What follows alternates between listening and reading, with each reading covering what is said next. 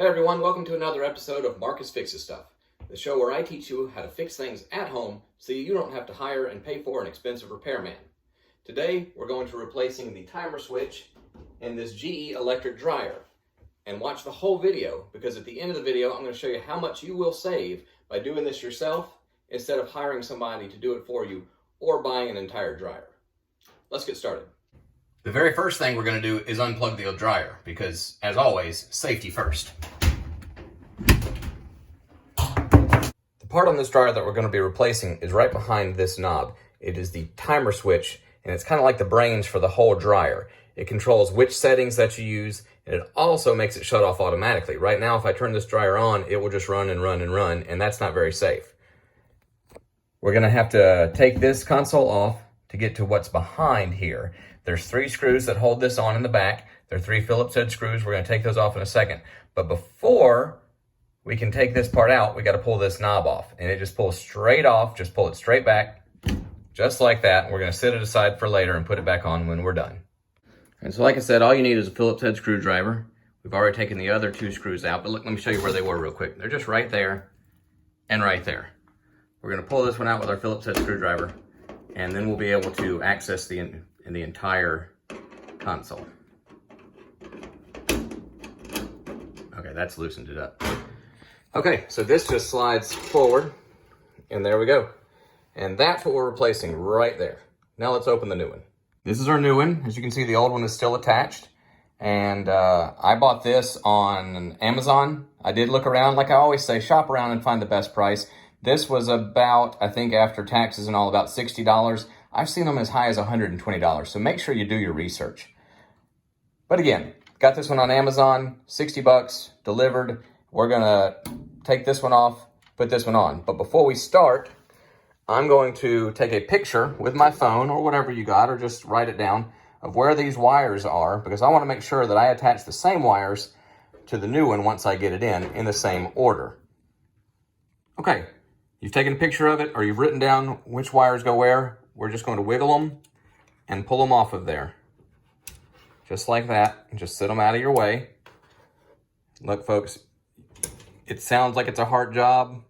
It's really not. Anybody can do this, and that's why I'm showing you this, okay? You don't have to be an electrician or a repairman to do these jobs at home. Now that we've got all the wires off of all these little connectors, and you can see there's 6 of them. They're labeled A, B, C, and S, T, and X, as are the new ones. We've already taken a little bitty screw out right here that just holds this in place. We're going to turn it counterclockwise, and you can see it's connected here, and it's connected right here. We're going to just turn it so those little brackets are no longer holding it in. There we go. Had to use a little elbow grease, but there it is. Let's set that one aside. We're going to grab the new one. We're going to do the exact same thing. As you can see, these guides right here will match up with these little dimples or bumps right there. We're going to put it in just like it was. We're going to match up the brackets once again. And we're going to give it a twist to put it back in place. There you go. All right, now that we've got this mounted back in place, we're going to start connecting the wires where they were before. And I did have to stop and look at my picture to see exactly what I was doing. Yellow over on the X. The white is T. And then this little bitty black one is going to go right here on the S.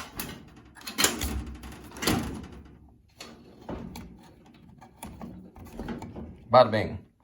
All right, got all that back together. We're going to put the console face back on the back of the dryer, put the knobs back on, and give it a test run. All right, I've got this faceplate back on. I've got the screws back in place. I've got it plugged in. Now we just got to make sure that this thing works. We're just going to put it on, well, right here. Oh, wait, listen. Can you hear that? That tells me that the timer's working. And now it stopped. So we're just going to move it down here. You know what? We're going to turn the signal on, which we haven't used since we haven't been able to turn the thing off automatically. And here we go. Beautiful. Now let's see if the timer will go off.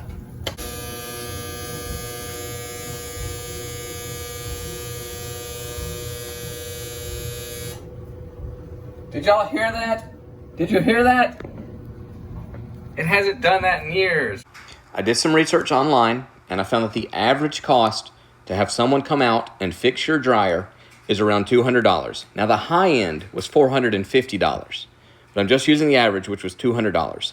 The cost for me to fix this by myself at home was just the cost of the part, which was $60. So that is a total savings of $140. That's $140 in your pocket for doing this by yourself at home. That is the beauty of these videos. Looks like another job well done. Thank you for watching the video. Don't forget to like the video, subscribe to the channel, and if you're tired of the shaky camera work, then start subscribing so I can buy more equipment to do these videos better, okay? That's another episode of Marcus Fixes Stuff. I will see you again when something else breaks. God bless.